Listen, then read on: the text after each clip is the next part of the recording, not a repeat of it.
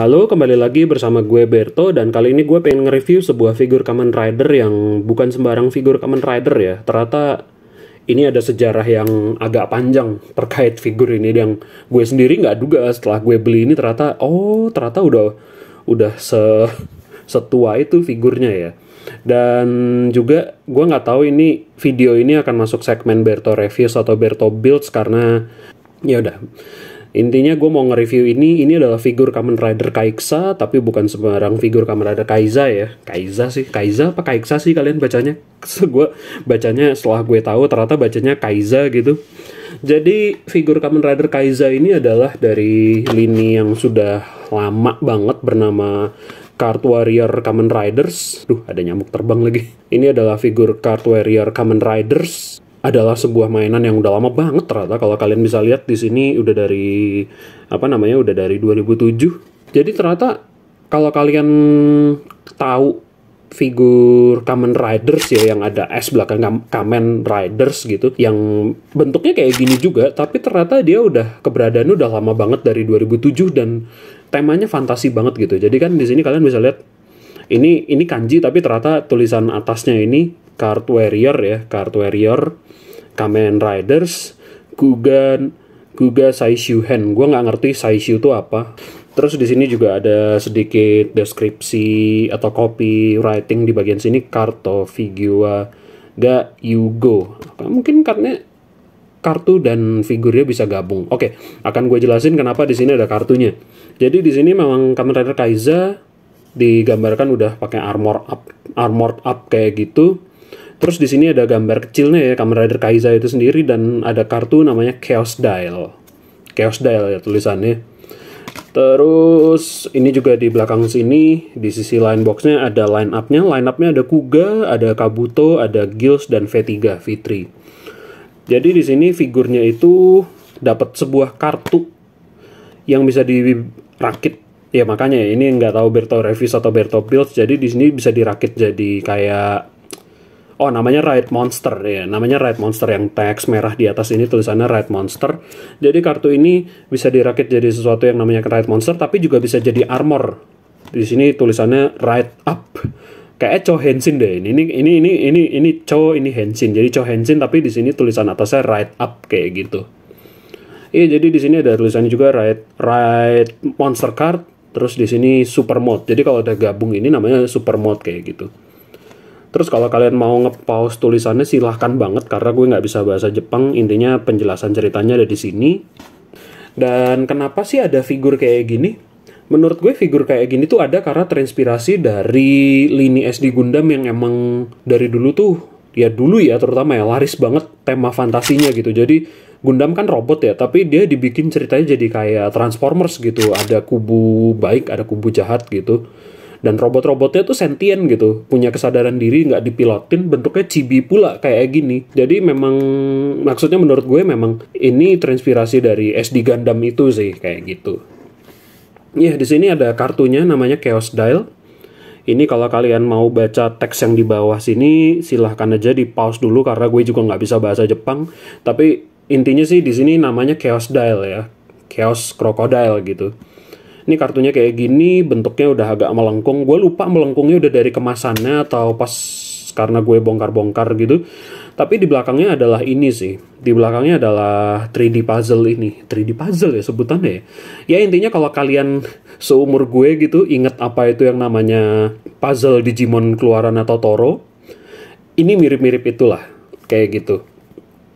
Jadi di sini kita langsung aja kita bongkar bentuk dari kartu jadi bentuk buayanya jadi Chaos Dial, dan di sini ada manualnya penjelasannya gimana cara ngerakitnya gitu. Ini udah gue berapa kali bongkar ya? Kayak jarang gue bongkar-bongkar dari ininya sih. Ini pun juga gue pasang lagi cuman demi review ini gitu.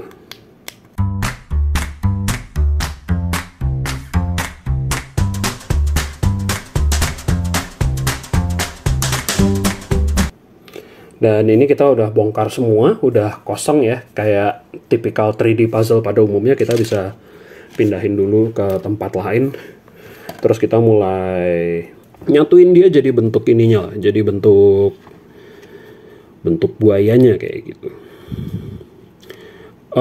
Ini juga sebenarnya sih nggak terlalu disebutin sisi mana harus ngadep kemana ya. Jadi lebih kayak pakai feeling aja, pakai perasaan aja gitu. Intinya kalau dia bentuk buaya, berarti sisi itu harus kelihatan sama mata kita gitu. Kayak misalkan ini nanti jadi tanduk, tapi di sini di mode monsternya dia jadi apa namanya, kaki belakang kayak gitu. Ini ke sini.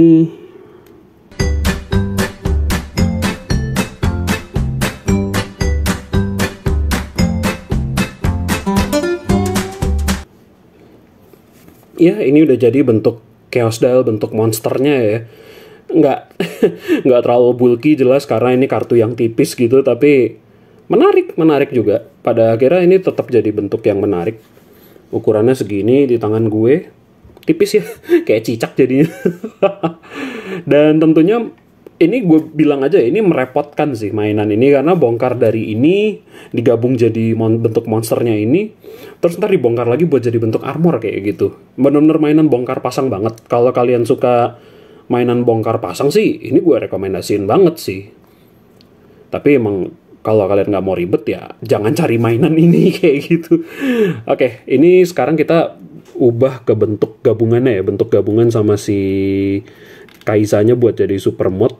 Nah, di super mode ini juga nanti ada mode yang bukan mode sih, ada komponen yang nggak terpakai sebanyak satu doang sih. Tapi itu kayak wah sayang banget nggak kepake ya, nggak bisa integrated ke bentuk apa namanya gabungan ininya gitu. Tapi kayak ya udahlah, mau gimana.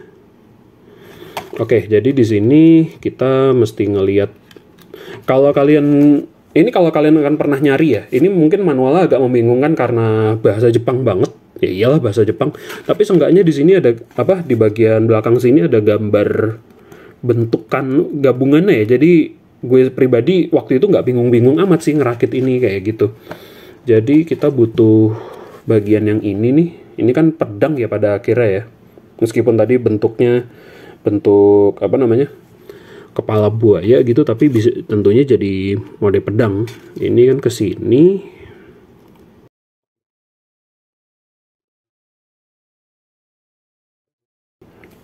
Sekarang kita perlu ngegabungin ininya sih, karena sisa komponennya kecil-kecil dan lebih untuk digabung ke bentuk ke figurnya, ke si Kamen Rider Kaiza. Jadi ini ada part yang kayak gini bentukannya.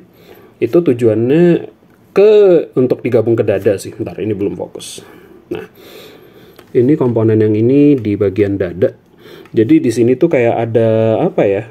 Ada kayak, maksudnya ini kan ada slotnya ya. Ini ada slotnya, terus di sini ada kayak bagian yang plastik yang bentuknya sesuai lurus gitu sama si bagian yang terbuka ini. Ini masuk ke dada. Terus kita butuh yang pundak dulu deh. Yang pundak nih unik sih, desain komponennya bagus gitu.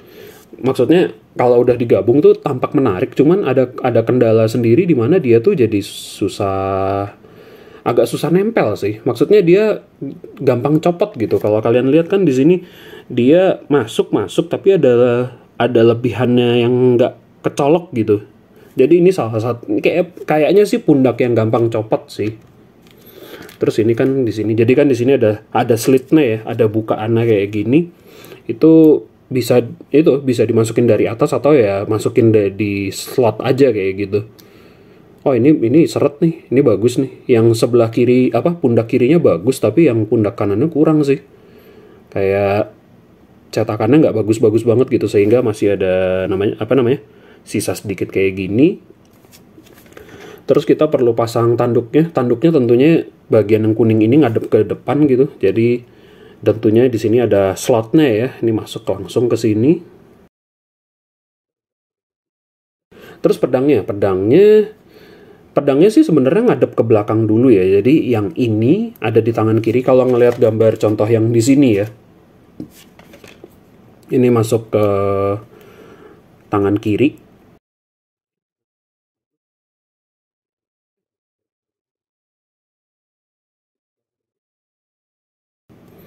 Dan jadilah si Kamen Rider Kaiza Super Mode. Nah, iya ini juga di sini ada komponen sisa ya yang nggak kepake gitu. Jadi mau nggak mau dia harus kembali ke slot kartunya, tempat dia ini tempat dia terpasang sebelumnya. Sayang juga sih, ini nggak bisa integrated ke gabungan super mode-nya gitu. Jadi ini super mode-nya dengan tadi sayang banget aja gitu, pundak yang ini lebih gampang copot. Dia senjatanya kayak backhanded sword gitu ya, kurang lebihnya.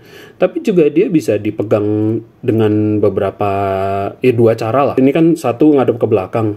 Kalau dia ngadep ke depan sih memang sayangnya sisi belakang kartunya, sisi utama kartu, mode kartunya ya jadi kelihatan. Jadi kayak kita mesti dari sudut kayak gini baru kerasa kayak, oh iya dia megang pedang gitu. Terus juga ini sama juga.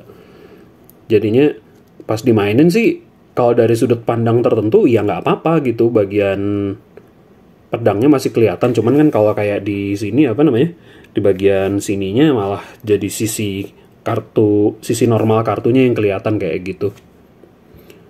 Terus juga desainnya lebih fantasi sih. Yang gue lupa sebut dari awal adalah mainan ini desainnya juga jadi lebih fantasi gitu dari desain Kamen Rider Kaisa yang ada.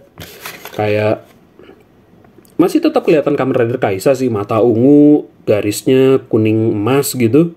Belakangnya sih kayak gini sih dia segi 6. Dia belakangnya segi 6 karena emang buat langsung mengakomodir rider yang lain gitu sih. Ini juga bisa di custom dengan rider yang lain. Tentunya komponen-komponennya bisa dipasang di punggung segala macam. Intinya sih bisa bebas berkreasi lah.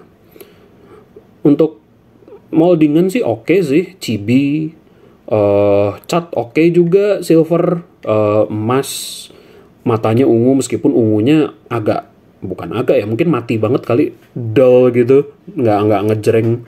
Emasnya ya oke lah, bisa lebih baik. Terus sayangnya di punya gue di sini ada kayak titik silver gitu, nggak tahu kenapa, entah lecet atau gimana. Sendi ya cuman di bagian pundak ini doang, cuman swivel ya nggak mentok bisa nggak sih? Oh bisa. Cuman ya kehalang senjata tentunya, jadi nggak 360 derajat kalau lagi pakai senjata. Oh ya, ini juga yang lupa mau gue sebutin dari tadi, ini kan pasti ada yang nanya harga ya. Ini tuh kalian tuh nanya harga banget sih. Ini tuh gue lupa dapat harga berapa, cuman gue cukup yakin ini tidak 150.000 sih, di bawah 150.000 lah kayaknya. Gue lupa inget, karena ini barang langka, peminatnya juga nggak tahu ada apa enggak. Gue beli ini memang karena demi menjaga ingatan sih, mempreserve ingatan atau apapun itu, supaya orang tahu bahwa dulu Bandai bikin ginian gitu. Habis itu kan yang tema fantasi ini udah nggak lanjut, meskipun gue nggak tahu dari tahun berapa ya, gue nggak inget dari tahun berapa, tapi habis itu ya udah jadi Kamen Riders aja gitu, polos, nggak ada armor tambahan, tapi desainnya sesuai sebagaimana rider aslinya kayak gitu. Kalau ini kan lagi-lagi lebih ke fantasi kan, kayak gitu. Ups. Dan juga sebelum gue tutup review kali ini, buat pembanding di sini gue ada Kamen Rider Cross buat pembanding, gantian ya pembandingnya sesekali gitu. Di sini ada Kamen Rider Cross, figurnya Huntress yang gue review kemarin. Terus ya tambahan terakhir sih sesekali gitu. Di sini ada Figurize 6-nya Kamen Rider Den-O Road Form. Beda tingginya banyak tentu saja. Ini kan figur kecil gitu. Jadi gitu sih. Dan juga sebelum gue tutup, ini kalau ngomongnya dicari masih bisa apa enggak, kalau di pasar lokal gue nggak tahu ya. Maksudnya di e-commerce lokal gue nggak tahu gimana. Karena gue juga nemu ini kebetulan, dan kalau kalian carinya pakai keyword Kamen Riders ya, dengan S di ujung Ridersnya itu, mungkin kalian akan nemunya ya figur Kamen Riders yang chibi yang biasa tanpa armor ini gitu. Gitu sih, kalau kalian suka ya cari aja gitu, tapi mungkin akan lebih bisa dicari di luar kayak Mandarake, Mercari gitu-gitu sih. Ya figur yang menarik sih. Unik. Kalau menarik enggaknya itu relatif, tapi kalau dibilang unik karena ini udah langka, iya ini unik sih tentunya. Jadi sekian sih untuk review kali ini. Jangan lupa untuk jaga kesehatan selalu. Oh ya, sebelum gue lupa, ini gue nggak tahu video ini akan tayang kapan, tapi gue mau nge-preview aja untuk figur yang mendatang. Itu gue bukan figur ya, maksudnya review yang mendatang. Gue ada benda-benda ini, seperti yang kalian bisa lihat di sini ada dari Lego Batman Movie dan juga Lego DC Super Heroes biasa. Ini untuk review yang akan datang, jadi kalau kalian mau subscribe aja channel gue. Dan kalau perlu ya nyalain aja tombol lonceng notifikasinya kayak gitu. Dan kalau kalian mau dukung gue lewat Saweria, sangat-sangat welcome loh. Thank you banget. Yaudah, sampai jumpa di video berikutnya. Bye-bye.